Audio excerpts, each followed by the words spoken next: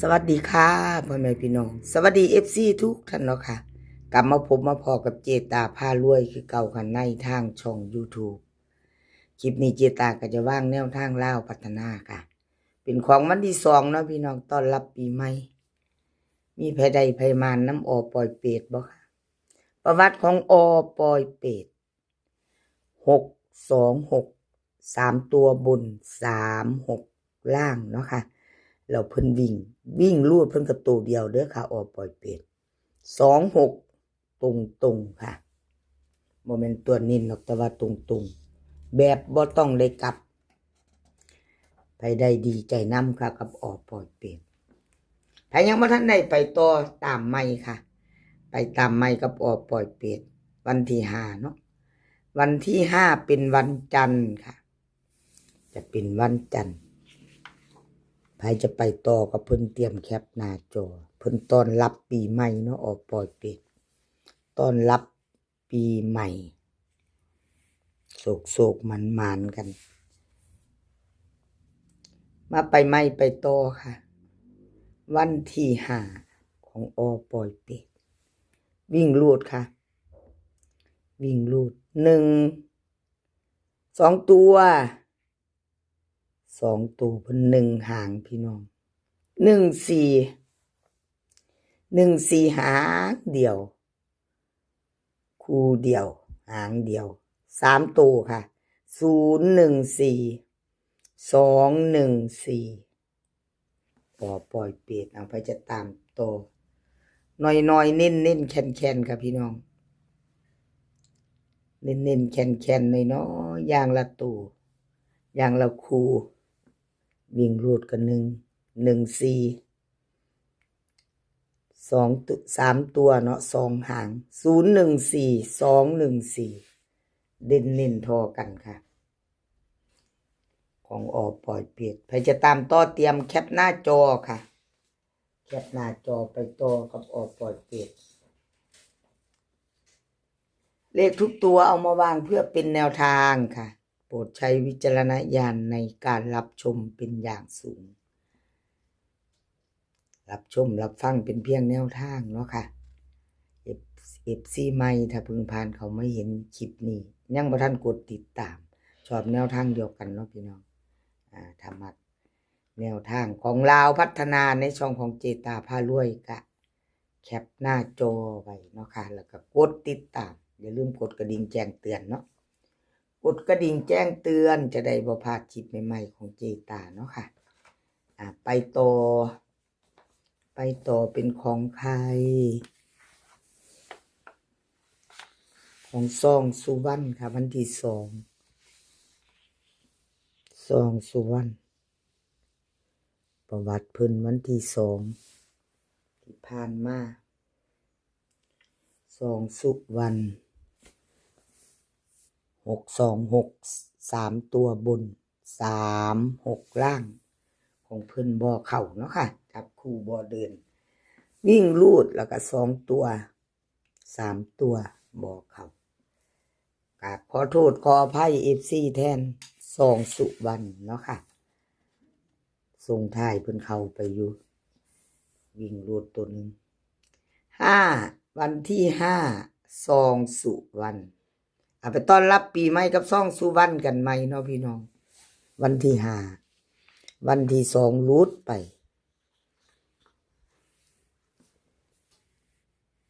กราบขอโทษขออภัยแทนซองสุวรรณค่ะ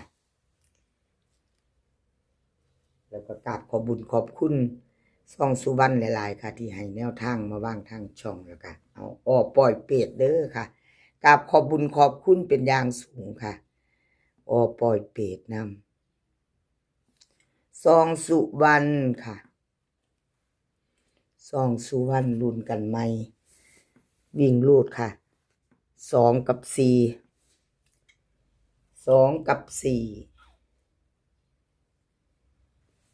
ตัวค่ะ4หาง28482040เบิ้ลค่ะ2244 3ตัวค่ะ3หาง248240 244ค่ะ วิ่งรูดนี่เพิ่นเด่น4ค่ะเด่น4ตัวเดียวเด่น4ตัวเดียวรอง2ตัวนี้เน้น2หางค่ะ48กับ40 3ตัวนี้เน้น2หางค่ะ248 240ค่ะ2สุวรรณค่ะไปจะไปต่อกับเพิ่นแคปหน้าจอเนาะ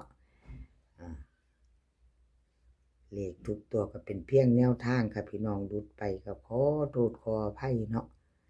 มาไปต่อใหม่วันที่5ค่ะเป็นวันจันทร์ที่วันที่5ลาวพัฒนา2 ทุ่มครึ่งค่ะไปต่อกันใหม่ไปจะตามต่อมาไป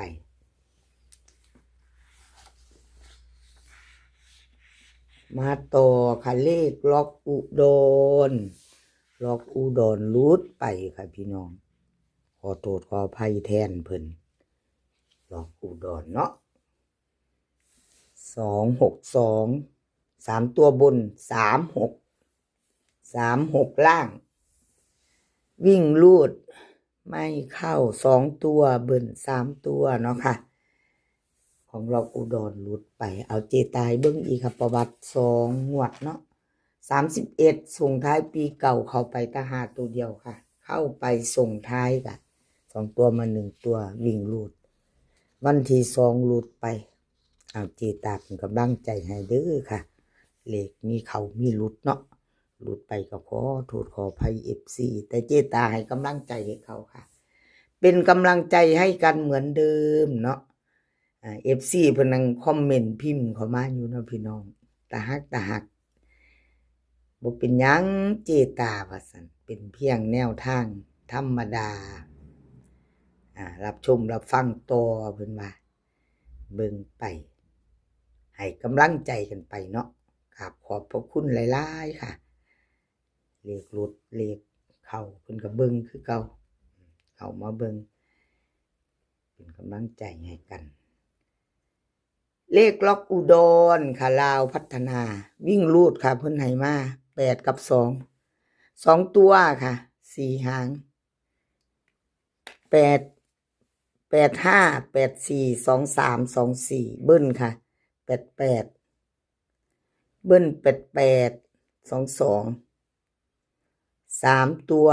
3หาง824285 284ค่ะวิ่งรูดเพิ่นให้มา8กับ2ค่ะ8กับ2ตัวค่ะ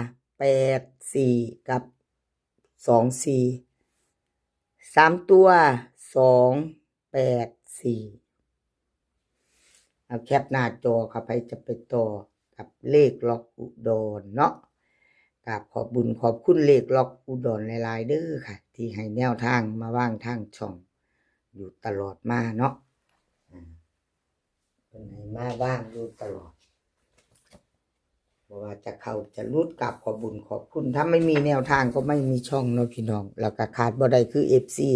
ผู้เพิ่นเข้ามาให้กำลังแรงใจเจตาเนาะผู้เพิ่นเข้ามารับชมรับฟังกราบขอบพระคุณเป็นอย่างสูงแคป1ได้2ค่ะอปอยเป็ดเอามาใส่กันกับล็อกอุดรเอามาแน่ใส่กันในพี่น้องเบิ่งแคปหน้าจอไว้เอาไปลุ้นเนาะ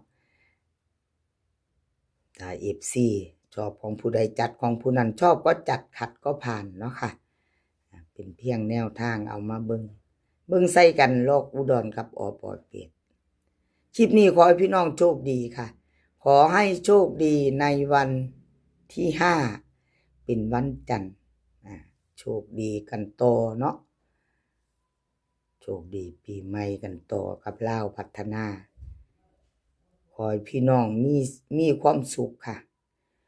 ขอให้มีความสุขมีสุขภาพร่างกายที่แข็งแรงให้แข็งแรงกันทุกคนเดินทางไปไสก็ขอให้ปลอดภัยค่ะเดินทางไปก็ขอให้มีโชคกลับมาขอให้มีชัยกราบขอบพระคุณหลายๆคลิปหน้าพ่อกันไหมค่ะ คลิปหน้าพอกันไหมคลิปนี้ก็สวัสดีค่ะ